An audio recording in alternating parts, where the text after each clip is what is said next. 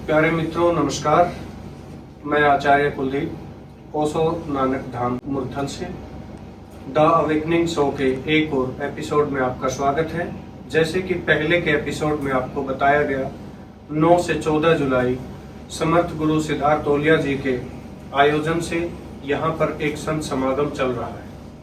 उसका उद्देश्य यही है कि सनातन धर्म जो इतना वैज्ञानिक है, उसकी जो संत मत परंपरा है, उसमें साधना पद्धति है कि जो लोग प्यासे हैं उनको वो पद्धति मिले कि उसके अनुरूप वो जान सकें। उसी कड़ी में आज हमारे बीच एक बहुत बड़े संत हमारे बीच विद्यमान है, हाजिर हैं। आपने 2 पंक्तियां बड़ी सुनी होंगी। मोटे बंधन जगत के गुरु भक्ति से काट, जीने बंधन चित्त के कटे नाम प्रताप। ये उस हिमालय से निकले हुए वाक्य हैं जिनको महाराज शिवदयाल जी कहते हैं। उस हिमालय से जो ये गंगा निकली, उसी गंगा का एक घाट है राधा स्वामी आश्रम दिनोद। वहीं पर वर्तमान में गद्दीसीन है, आसीन है, वहां जीवों का कल्याण कर रहे हैं। और इतने सरल चित्त बहुत कम मैंने संत देखने को मिले हैं। वही इतनी बड़ी शख्सियत इतनी सरलता से हमारे बीच में बैठी है। हृदय की गहराइयों से हम उनका स्वागत करते हैं। महाराज जी, आपका बहुत बहुत स्वागत है। महाराज कंवर साहब जी महाराज इतने सरल चित्त संत, मैंने बहुत संत देखे हैं, भारत में बहुत घूमा हूँ, लेकिन इतना सरल चित्त रेयर दुर्लभ मिलते हैं। तो वही उनका आज आप भी लाभ लेंगे। उनकी वाणी से आज आप लबालब होने वाले हैं। आप पहले हम उनसे उनकी परंपरा के बारे में ही जानते हैं कि आपकी ये हिमालय से और आपके इस घाट तक की यात्रा आप हमारे दर्शकों को बताने की अनुकंपा करें। आपका बहुत बहुत स्वागत है। बहुत बहुत आपका धन्यवाद। आप सबको राधा स्वामी बड़ा सौभाग्य समझते हैं हम। आचार्य जी ने हमें यहाँ बोलने का और निमंत्रित करके ये अवसर दिया और यहाँ आके हमें बड़ी प्रसन्नता हुई ये सब देख के कि सब लोग कितने खुश हैं, कितना उनका स्नेह है, कितना आदर सम्मान देते हैं, किस प्रकार से संतों के साथ व्यवहार किया जाता है, कैसे उनकी सेवा की जाती है। ये चीज़ें उनके चरित्र को ही नहीं, उनकी करनी को भी दर्शाती है। और ये पाके तो हम धन्य हो जाते हैं जब ऐसे सेवक हमें दिखाई देते हैं, तो उनको और दूसरी करनी करने की जरूरत नहीं होती। संत सेवा जो करना सीख जाता है उसने अपनी भक्ति का काम पूरा कर दिया। रही आचार्य जी गए थे, जब तो हम कुछ और ही समझते थे, बिना मुलाकात के पता नहीं लगता कौन कैसा है। आप भी गए होंगे तो आपने भी कुछ ऐसा ही सोचा होगा। और पता नहीं दिल को दिल से राह होती है, अपने आप खींच लेते हैं जिनका जिनसे संबंध होता है। ये इस जन्म का नहीं, जन्म जन्मांतर की रूहों का अपना मेल होता है। वही रूहें कभी हम इकट्ठे थे, कभी फिर मिले हैं। ये अलग मिशन के दरवाजे से हैं, हम दूसरे से हैं। मंजिल एक ही है, रास्ता वही है, लेकिन अलग अलग तरीके से जो मालिक ने हमें टास्क या कार्य दिया करने के लिए हम अपनी ड्यूटी को निभाते हैं। रही बात हमारी परंपरा का, परंपरा कोई अलग नहीं है, जिसको हम संत मत के नाम से, राधा स्वामी नाम से आज जानते हैं। लगभग पूरे दुनिया में ही आज राधा स्वामी नाम का डंका बजा हुआ है, क्योंकि इसमें इंसान को सत्य मार्ग पर चलना, ऊंचा चरित्र रखना, आम जीवन में सबके साथ अच्छा व्यवहार बर्ताव करना, परोपकार पर हित के कार्य और सबके साथ मिलजुल के मन से, वचन से और कर्म से हर प्रकार से सीधे साधे तरीके से रहते हुए प्रभु की भक्ति करें, जिसको हम सूरज शब्द के योग से भी पुकार सकते हैं। उसको राधा स्वामी नाम को प्रकट करने वाले तो हजूर महाराज जी थे, उसके पीछे भी कहानी है। जी जी, हमारे दर्शक जरूर सुनना चाहेंगे। लेकिन शिवदयाल सिंह जी महाराज के कोई गुरु नहीं थे। बहुत से आलोचकों ने ये कहा भी कि उनका कोई गुरु ही नहीं था, और हमारे शास्त्रों में ये लेख है कि जिसका कोई गुरु नहीं होता वो तो निगुरा होता है, बिना गुरु के ज्ञान कहाँ से हो गया। लेकिन गुरु अगर परोक्ष रूप से नहीं तो अपरोक्ष रूप से था उनका, क्योंकि उनके जो पिताजी थे, उनकी माताजी थी, तुलसी साहब हाथरस वाले थे, बहुत उच्च कोटि के संत थे उस वक्त में। उनका आना जाना स्वामी जी महाराज के शिवदयाल सिंह के घर में था। उनके माता पिता वहाँ जाते थे, वो सत्संग भी करते थे, और उस उन्हीं के प्रताप से, उन्हीं के प्रसाद से संतों की दृष्टि जहाँ पड़ती है, चरण जहाँ टिकते हैं, और जिनको उनका आशीर्वाद प्राप्त होता है, तो वहाँ तो यूँ समझो कि वहाँ जो भी जीव उस जगह पे पहुँच जाता है, उसके तो ख्याल क्या, उसका तो जीवन ही बदल जाता है। ये जन्म मरण से लेखा भी उसका पूरा हो जाता है। वही उनको ये चीज़ मिली कि जब वो घर में आते थे, चाहे गुरु नहीं थे, छोटी सी 5 साल की उम्र में ही स्वामी जी महाराज संत मत की लाइन में लग गए थे। 6-8 जितने भी भाषाएं हैं, संस्कृत, फारसी, उर्दू, अरबिक, हिंदी, पंजाबी, सब भाषाओं को उनका ज्ञान था। और यहाँ अपने फरीदाबाद में एक बहुत ऊंचे परिवार में उनकी शादी हुई थी। जो उनकी शादी हुई माता जी, वो भी बड़े शुद्ध पवित्र विचारों वाली थी। उनकी शादी जरूर हुई थी, संतान कोई नहीं हुई थी। तो स्वामी जी महाराज 1818 में पैदा हुए थे, 25 अगस्त आगरा में पन्नी गढ़ी में। तो जब तक वो अपना अभ्यास करते थे, बड़े उच्च कोटि के ऐसे थे कि किताबों के लेख या जिन्होंने उनसे दीक्षा शिक्षा ली, उन्होंने बताया कि वो हर समय ध्यान में मस्त और मगन रहते थे। और इस बात को देखते हुए बड़े बड़े साधु, योगी, धर्म से संबंधित लोग, महात्मा लोग उनके पास आते थे और उनसे धर्म चर्चा, जो ज्ञान चर्चा करते, तो बड़े उच्च कोटि के आध्यात्मिक बातें वो उनको बताया करते थे। और इसी बात को देखते हुए वहाँ बहुत लोग आना जाने शुरू हुए। इसी तरह से जब सिलसिला चलता रहा, तो उन्होंने जो भी घर के कारोबार वगैरह थे उनको सब छोड़ दिया। बहुत धनवान थे उनके पिताजी, लोगों से पैसे का लेन देन करते थे, ब्याज पे पैसे देते थे। लेकिन स्वामी जी महाराज ने जब उनके पिताजी विदा हो गए तो इनके 2 भाई और थे। इन्होंने उनसे वो अपने कागज मंगवा के सब लोगों को कह दिया कि जो पैसे दे सकते हो दो, नहीं अगर नहीं दे सकता कोई, उन्होंने कह दिया लेखा पूरा हो गया, किसी ने कुछ नहीं देना। लेकिन इसी बात से जब जो चीज़ प्रकट होनी होती है, तो अपने आप ही सारे उनके लिए रास्ते भी खुल जाते हैं, अवसर भी अपने आप बन जाते हैं। उनके सामने हजूर महाराज जी आए, जिनका नाम राय शालिग्राम जी था। वो शायद 1935-36 में या जो भी सन रहा, पोस्ट मास्टर जनरल थे वो। उस टाइम में ये पद अपने देश के वासियों को नहीं मिलता था। अंग्रेजी प्रेसिडेंसी में बहुत ऊंचा पद था, बल्कि ये अंतर्देशीय मनी ऑर्डर भेजने का काम जो प्रचलित किया वो उन्होंने किया था, जो महाराज जी ने। ये तो बड़ी महत्वपूर्ण बात बताई है महाराज जी ने, ये हमें नहीं पता था जी। तो वो तो इतने उन्होंने गुरु की सेवा की कि जो भी तनख्वाह मिलती थी जाके उनकी भेंट कर देते थे। लेकिन वो संतों को क्या करना, वो भी समझते थे कि घर परिवार वाले हैं, तो क्या करते कि जब भी जाते इतनी सेवा की, जो सेवा आज हम किसी का नाम दूसरा हमें नहीं मिलेगा। और सेवा पानी उन्होंने जो लिखी है उसमें तो बहुत कुछ लिखा है। झाड़ू करना, मोरी साफ करना, पखाना साफ करना, पान खाते थे, पान थुकवा के पान को खुद खा जाते थे, उसको पानी उनके लिए गर्म करना, स्नान करवाना, खाना बनाना, और सारे काम करने के बाद फिर अपने नौकरी पे जाना, फिर वापस वहीं पे आ जाना।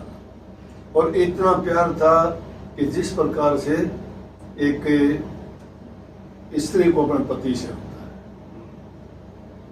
इतना प्यार उनका था, देखे बिना उनका कभी चैन नहीं पड़ता था। तो इतने कभी ऐसे अवसर भी आए, ज़्यादा लंबी चौड़ी बात बताने में तो बड़ा समय लग जाएगा, छोटी मोटी घटना है। एक बार उन्होंने हुक्म दिया कि मैं इतने दिन तक अपने बंद कमरे में रहूंगा, कोई भी मुझे मिलने के लिए ना आए, क्योंकि ध्यान समाधि में जो लोग मस्त रहते हैं वो नहीं चाहते कि उनके उस समय में कोई विघ्न पैदा करे। तो उन्होंने सबके लिए बंद कर दिया, कोई नहीं मिलने के लिए। तो हजूर महाराज जी ने एक दिन क्या किया कि खिड़की खोल के और उसमें से दर्शन किए। जब उन्होंने दर्शन किए तो स्वामी जी महाराज ने उनको देख लिया।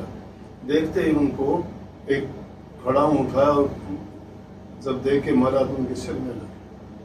सिर में लगा तो लगने के बाद में हंसने लगे, कहने लगे कि एक खड़ाऊ रोजाना मार लिया करो, एक बार दर्शन हो जाए। और बड़ा उस टाइम की वाणी लिखी उन्होंने। तो उन्होंने सिर पे हाथ रख लिया, शायद खून आने के कारण सिर पे हाथ रख के, और उनको बड़ा प्यार से कहा कि भाई इस तरह से हुक्म नहीं तोड़ना चाहिए, मानना चाहिए। बोला जी हुक्म तो मान लूंगा, लेकिन ये कड़ा हुक्म है, आपके बिना मैं रह नहीं सकता। तो उन्होंने कहा गुरु धरा शीश पर हाथ मन क्यों सोच कर है। तो मतलब इस बारे में इतने मतलब उनका लगाव, उनका प्यार था।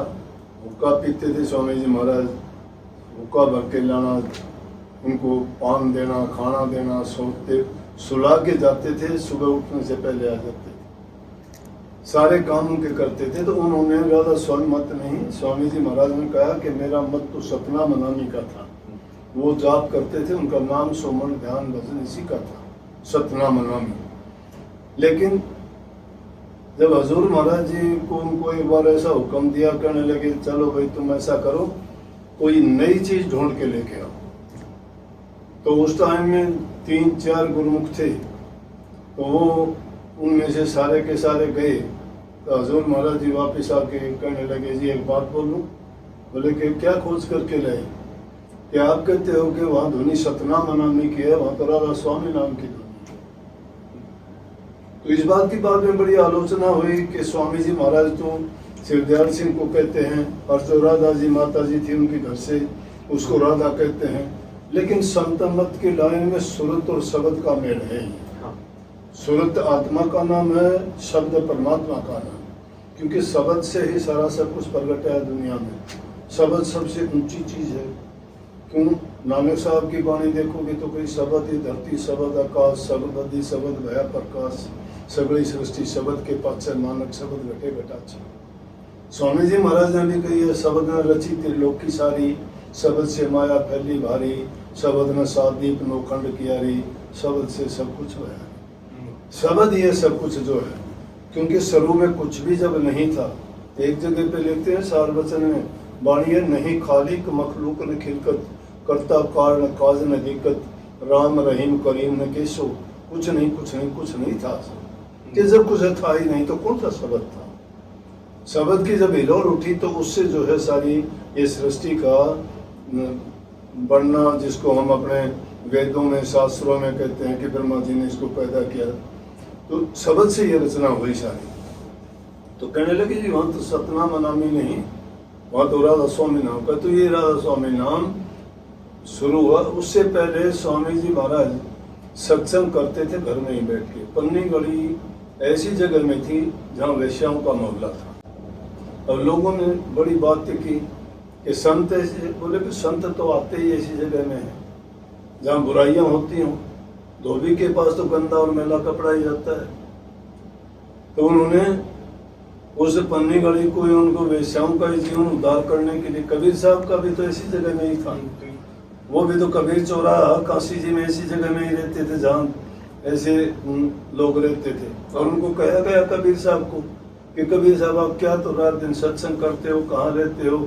और कहते हैं कि कबीर साहब, वो कबीर साहब ने समझाया हमको कि भाई तुम जो आदमी जैसा करता है भरेगा हम वो ख्याल क्यों करें? तो वो तो बड़ी अलग सी बात थी। कबीरा तेरी झोपड़ी गलकटिए के पास, अपनी करनी जाएंगे, हाँ तुम क्यों भया उदास। तो उन्होंने राधा स्वामी नाम प्रकट किया। आखिरी वचन जब स्वामी जी महाराज ने चोला छोड़ने से पहले कहे, 16 वचन, 15-16 वचन में, और आखिरी वचन में उन्होंने ये बात फरमाई कि भाई मेरा मत तो सतनाम नामी का था, राधा स्वामी नाम हजूर महाराज ने प्रकट किया है, इसको भी चलने दें। ये बात थी। कुछ लोगों ने इसकी आलोचना की, लेकिन उन ये मिशन यही था, राधा स्वामी नाम का ही सारा सार वचन हर वाणी में राधा स्वामी राधा स्वामी राधा स्वामी। तो उन्होंने हजूर महाराज जी ने गुरुमुख गुरु से कोई भी काम करवाने का, गुरु का नाता शिष्य के साथ मासूक और आशिक जैसा होता है। तो उन्होंने कहा कि जी ये जो हम यहाँ बैठ के सत्संग करते हैं, दुनियादारों को बहुत कम लोगों को फायदा है, आम लोगों के लिए सत्संग जारी करो। तो बसंत पंचमी के दिन 1861 में उन्होंने आम सत्संग जारी किया, भाई कोई भी आओ सत्संग में, सत्संग सुनने के लिए और अपना सत्संग सुनो या नाम भेद लेके ध्यान लगाओ, अभ्यास करो, सुमन करो, चिंतन करो। तो वो 1861 में उन्होंने आम सत्संग जारी किया। महाराज शिवदयाल जी ने ही जी राधा स्वामी का जी, लेकिन 1866 में नाम प्रकट किया, 5 साल बाद। 61 में तो ये जारी किया, लेकिन 66 में उन्होंने नाम ये राधा स्वामी नाम प्रकट किया था। तो राधा स्वामी का अर्थ यही हो गया सतनामा नामिका की, राधा यानी कि आत्मा, स्वामी यानी कि उसका मालिक। देखा भी सर्ववचन में है, राधा आदि सूरत का नाम, स्वामी आदि शब्द निजाम, राधा प्रीत लगावन हारी, स्वामी प्रीतम नाम कहारी। सूरत शब्द और राधा स्वामी दोनों नाम एक कर जाने। वाह, अभी तक देखा महाराज जी, सब कोर बातें जो होती है वो कह रहे हैं शब्द नाम, नहीं तो अक्सर देखा होगा कथाएं होती हैं, बाहर बाहर की बात होती है, भीतर की जो बातें हो रही है इतनी गहरी, ये कोई परम संत ही कर सकता है। शब्द कहने में आसान है, शब्द का अनुभव, शब्द बताना ये एक किसी भी साधक के लिए या संसारी के लिए तो बात बहुत दूर की है, और संत के लिए भी बताने के लिए शब्द का जो अनुभव है उसको शब्दों में व्यक्त करने के लिए ऐसे परम संत ही कर सकते हैं। जी महापुरुषों की वाणी तो हमारी कहाँ औकात है उनको समझने, एक अक्षर में ये ग्रंथ लिखा जा सकता है। अभी कोविड का टाइम था, सार्वजन के टाइम सत्संग की प्रेरणा करने लगे जी, अब टाइम तो ऐसा है कि और तो कुछ है नहीं, आप इसकी व्याख्या कर। सार्वजन की व्याख्या, और मैं ना कोई करनी, ना कोई नेक कर्म, ना कोई अभ्यासी, ना कोई महात्मा, ना कोई संत, कहीं गिनती भी नहीं है। लेकिन सतगुरु की कृपा जब होती है और अब सच्चे मन से कोई इंसान जिस काम में लगता है, तो प्रकृति की शक्तियाँ उसको मदद के लिए आ खड़ी होती। महाराज जी ने कितनी प्यारी बात कही है। हरियाणा के कवि हुए हैं लक्ष्मी चंद जी, उनसे भी पूछते थे कि आप स्टेज पर जाते कैसे बोलते हो, पढ़े लिखे नहीं हो। उन्होंने बड़ी हरियाणवी में गजब की बात कही, लक्ष्मी चंद नहीं पढ़ रहा है, गुरु की दया से दिल बढ़ रहा है। तो वही बात महाराज जी ने इतने प्यारे तरीके से कि गुरु कृपा होती है, गुरु की कृपा के बिना तो पत्ता भी नहीं हिलता, और जिस पर गुरु की मेहर हो जाती है उस मेहर को कोई मिट भी नहीं सकता, उसको कोई नहीं मिट सकता। स्वामी जी महाराज ने तो गुरु पे बड़ी अच्छी इतनी लिखी है, उनको अगर सुन भी नहीं तो बड़ी कि गुरु को ऊपर गाता, गुरु को दिल भीतर नहीं लाता। गुरु को दिल में तो लाते ही नहीं, गुरु से 420 चालाकियां करते हैं, झूठ बोलते हैं, छल कपट करते हैं, बेईमानी करते हैं। गुरु तो कहता है कि सच्चा बन, सुरखुरु बन, कपट ना रख दिल में, दिल खोल के बता। गुरु के आगे भी जो गुरु से छल कपट धोखा करता है, बोले नरकों में भी जगह नहीं मिलती। कहते गुरु को मानते तो है, गुरु की मानते नहीं। वो बात आ गई, गुरु को मानते तो है, गुरु की मानते नहीं। हाँ, तो कितनी अच्छी बात कही कि जो गुरु आगे कपट न खोले, निष्कपटी पने को बोले, दो कपट लिया है सोई, उसका कभी जतन नहीं हो। दो कपट हो गए, एक तो मन में कपट है और गुरु के आगे खोल के नहीं बताता और अपने आप को निष्कपटी मानता है। तो स्वामी जी महाराज ने ये गुरु परंपरा का और शिष्य का जो नाता उन्होंने निभा के दिखाया, हजूर महाराज जी ने दूसरी मिसाल ऐसी मिलेगी नहीं। हालांकि सिख गुरुओं में बहुत से जो उन्होंने शिष्य हुए हैं, उन्होंने भी बहुत सेवा की है और उन्होंने भी इतनी की है कि, लेकिन इस टाइम के ये 200 वर्ष के जो अंतराल में गुरु हुए हैं, इनमें से हजूर महाराज जी का नाम बराबर कोई सेवक ऐसा हुआ नहीं जिसने गुरु की ऐसी सेवा की। और जिसने गुरु की सेवा नहीं की, गुरु की संगति नहीं की, गुरु के ज्ञान में रंगे नहीं गया, वो काम नहीं कर सकता।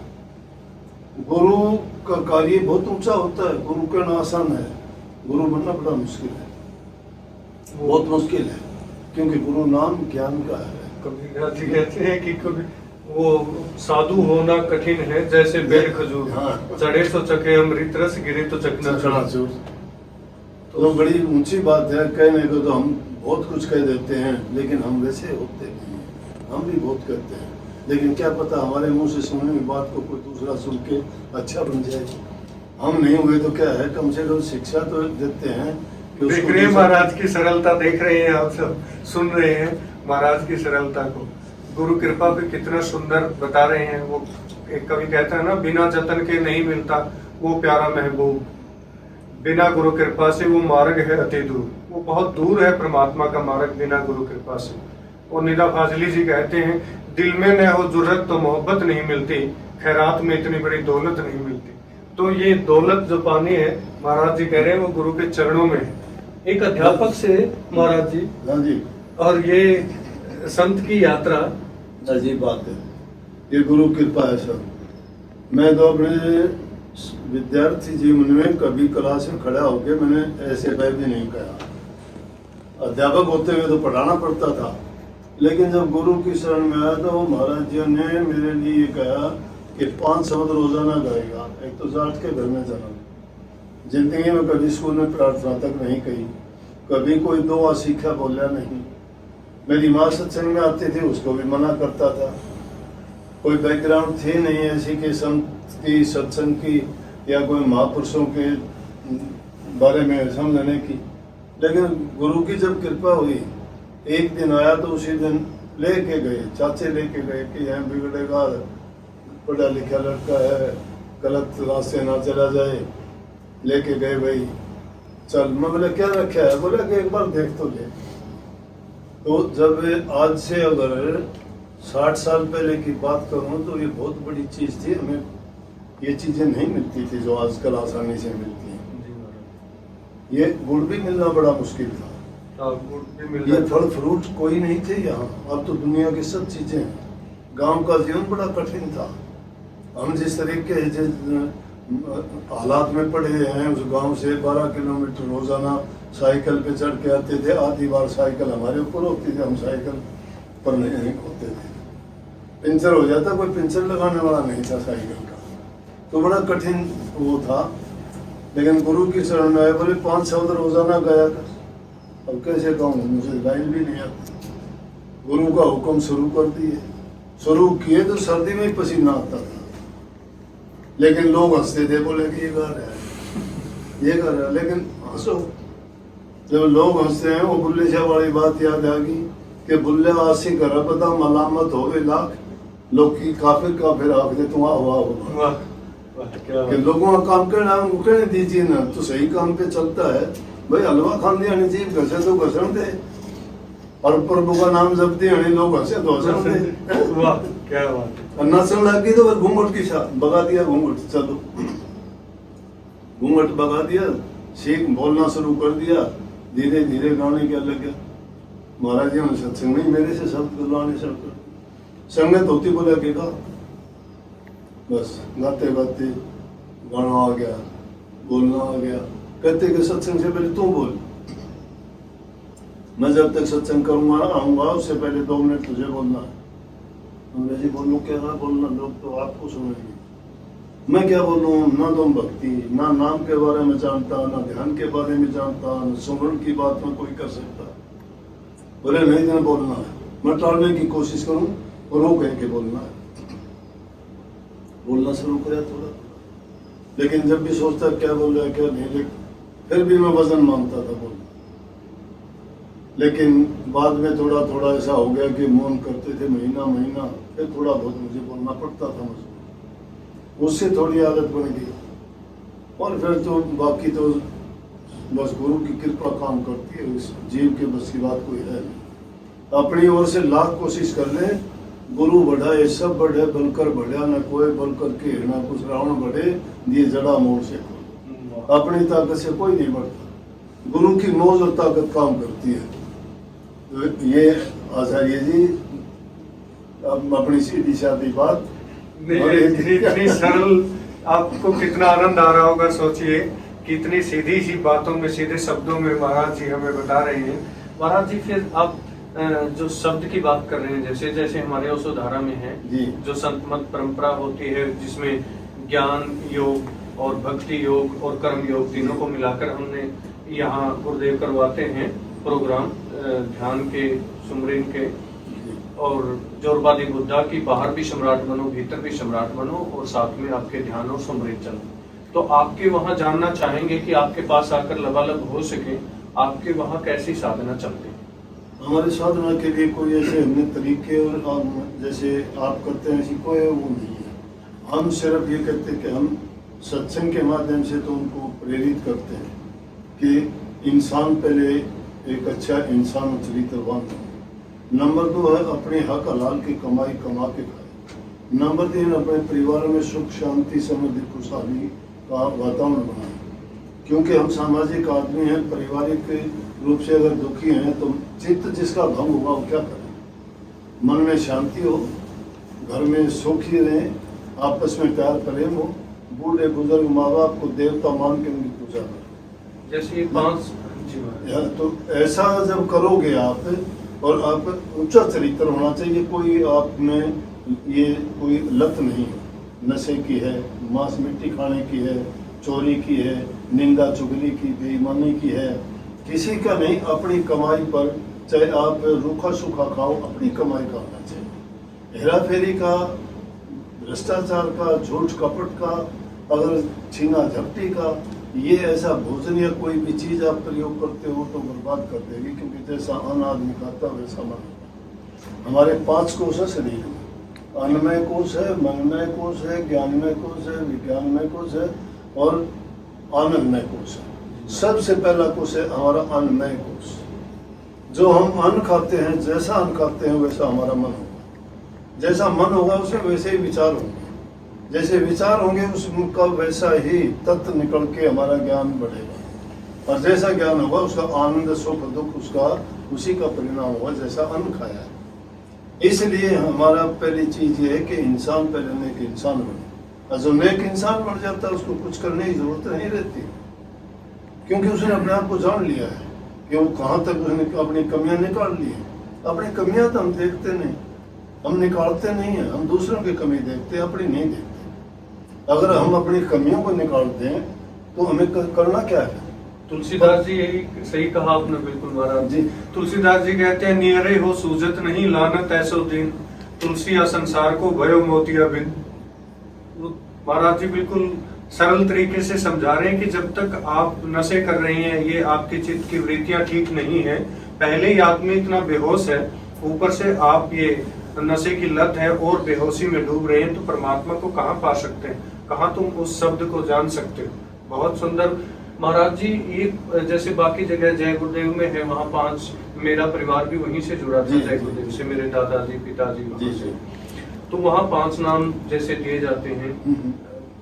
राधा स्वामी में बाकी जगह 5 नाम दिए जाते हैं, यहाँ भी आपके क्या कोई नाम है, या वही सतनाम अनामिका है, या राधा स्वामी है आपके यहाँ आपके भक्तों? मैं बताऊं, जिस प्रकार से अपने देश की राजधानी दिल्ली है,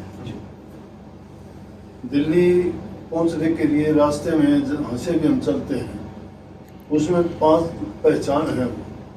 वो 5 रूहानी दर्जे हैं।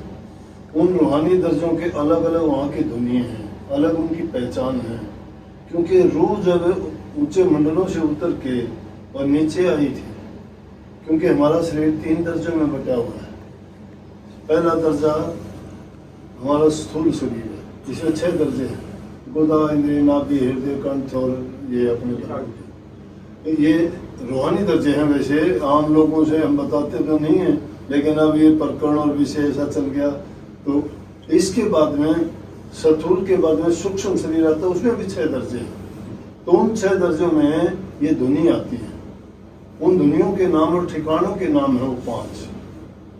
वैसे तो जो सार वचन में जो बात आई है वो थोड़ी पुष्टि भी करती है इस बात की कि सास नाम का सुमन करो, श्याम से तुम सूरत करो। इनको लक्ष्मी चंद जी ऐसे समझा रहे हैं कि 3 रसों की से शुरू करके उन्होंने भी एक संत की तरह उसी हाइट से बोल रहे हैं। त्रिगुण नगरी 5 तत्व की, 11 7 रंग की, 9 दरवाजे 10 पैरे पे वो गव अमन की, 4 का भाग 5 संग मिलकर झुकी दुधारी जंग की, पांच रूप स्वरूप संग मिलके काया बनी ने ढंग की, व्यापक ज्ञान दिया बीज दर्दे मिर्चा सकल अंधेरी, दर्शन के लिए उपवन के में आनंद आत्मा मेरी।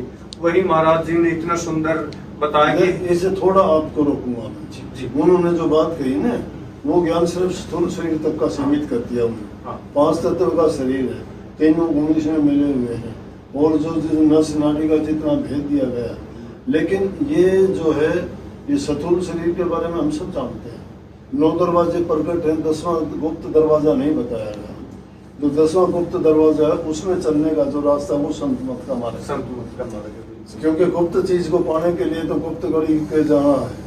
तो ये 9 दरवाजे हमारे शरीर के बाहर खुलते हैं। 2 आँख, कान, मुंह, ये कर्मेंद्रिय और ज्ञानेंद्रिय ये सारे के सारे संसारिक काम करते हैं, लेकिन रूहानी जो दौलत है वो 10वें रास्ते से ही मिलेगी। और वो रास्ता उल्टी चढ़ाई है उसकी, जिसको वाल्मीकि जी के बारे में सुनते हो ना कि उल्टा नाम जपा जब जाना वाल्मीकि भाई ब्रह्म समाना। उल्टा नाम जपा जब कहते हैं कि वाल्मीकि जी ने राम राम नहीं रखा, वो मरा मरा जपा उन्होंने, लेकिन मरा मरा नहीं है। अब अगर मैं लौट के दिनों जाऊंगा तो उल्टा जाना थोड़ा है, सुलटा जाना है। सुलटा जाना है। तो वो उन्होंने रूह जो ऊपर के दर्जों से उतर के आई थी उसको वापस वहां पे ले जाना, उल्टा नहीं सुलटा जाना है। वो कहते हैं शायद कबीरदास का ही होगा वो, गगन मंडल में उगा कुआ था अमृत का वासा, सदुरा होई सो भरी भरी पीवे निगुरा जाए प्यासा।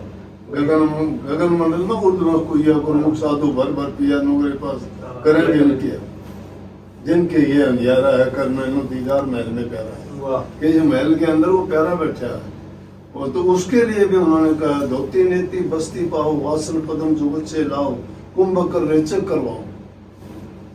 ये क्रियाएं नीचे की बता दी सारी की सारी, कुंभ कर रेचक पूरक ये करो। ये मूलाधार चक्र से शुरू हो गई, मूलाधार से ही शुरू हो जाती है ये सारी की सारी, कुंडली नाड़ी जगना। ये तो बहुत से मत पंथ मजहब जो अपने अपने इन मंजिलों को गए, जो जान पहचान उन्होंने की उसी तक उन्होंने सीमित रख दिया। तो इससे आगे के 6 दर्जे हैं। उन दर्जों में जो 5 रूहानी मंडल आते हैं उनके 5 नाम हैं, इसलिए वो 5 भी मान्य हैं, लेकिन जो असली मंजिल है वो तो आगे ही जाना है। वो नाम तो जपने के लिए 5 बता दिए, बात बोलने के लिए स्वामी बोलते हैं सारे।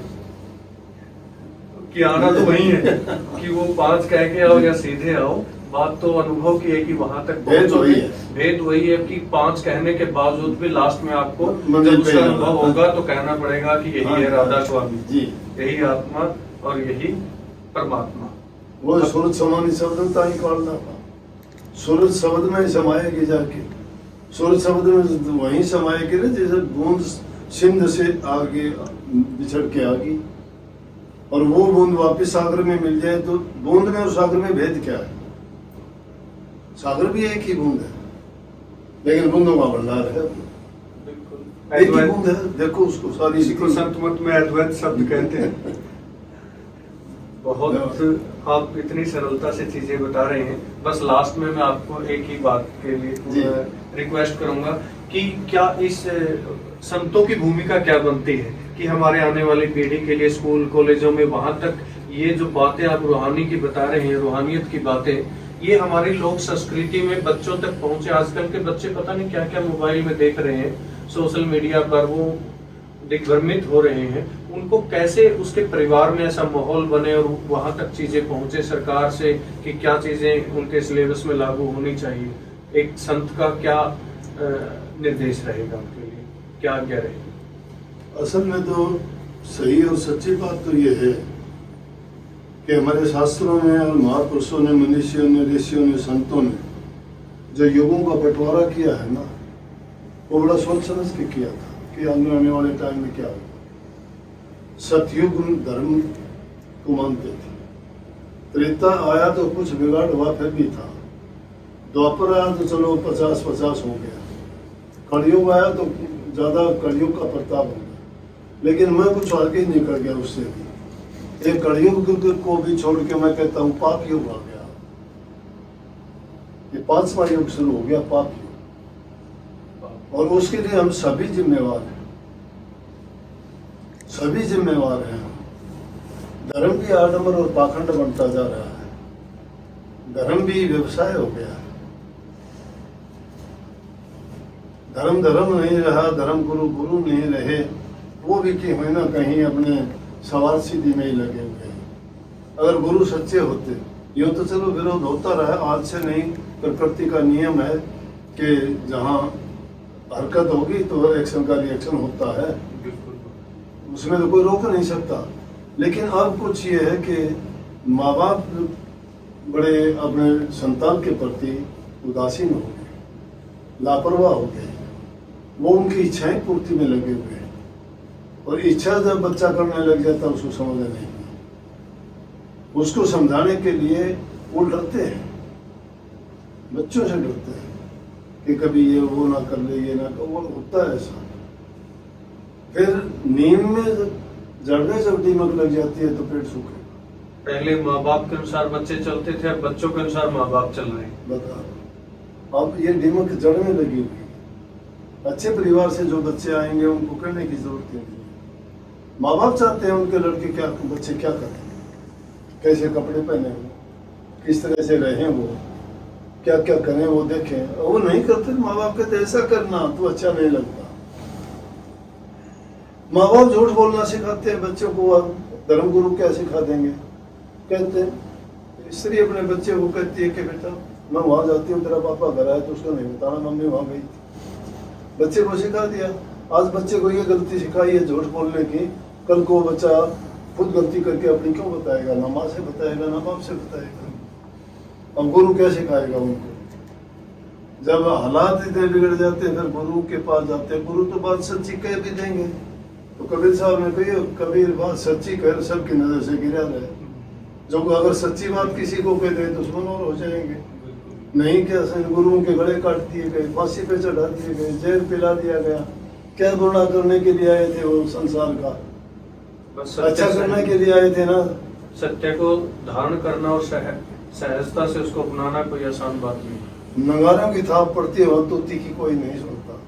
लेकिन क्या है कि भाई हम मजबूर हैं ऐसा करने के लिए, कहने के लिए अच्छा करो, उनका जो मर्जी है जो करें वो करें।